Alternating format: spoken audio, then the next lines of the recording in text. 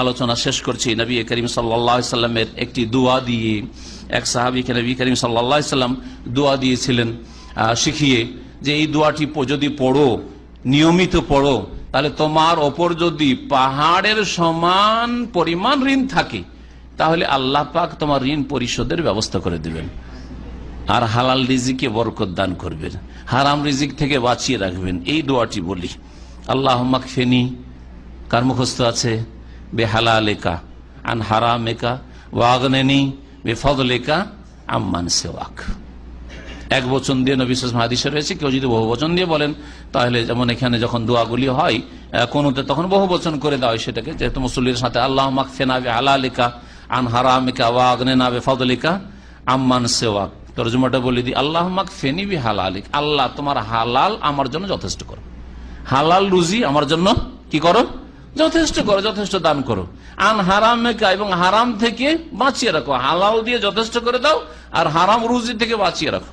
ওয়া আগনিনি বিফদলিকা, আর তোমার অনুগ্রহে আমাকে অভাব মুক্ত করে দাও, সচ্ছল করে দাও। আম্মান সিওয়াকা, অমুখাপেক্ষী করে দাও। আম্মান সিওয়াকা, তোমার ছাড়া অন্য কারো দ্বারস্থ হওয়া থেকে, যেন অন্য কারো দ্বারস্থ না হইতে হয়। আল্লাহুম্মা কফিনা বিহালালিকা আন হারামিকা ওয়া আগনিনা বিফদলিকা আম্মান সিওয়াক। আল্লাহ রাব্বুল আলামিন যেন আমাদের রিজিকে বরকত দান করেন, হালাল রিজিক দান করেন, হালাল রিজিকে বরকত দান করেন, হারাম থেকে বেঁচে থাকার তৌফিক দান করেন, হারাম উৎস থেকে, হারাম উপায় থেকে, উপার্জন থেকে আল্লাহ পাক যেন বেঁচে থাকার তৌফিক দান করেন। কিয়ামতের দিনে আল্লাহ রাব্বুল যেসব হিসাব নেবেন তার একটি হচ্ছে ওয়ান মালিহি, আপনার পয়সার ধন সম্পদের হিসাব, আপনার জমি জায়গার হিসাব আল্লাহ নেবেন।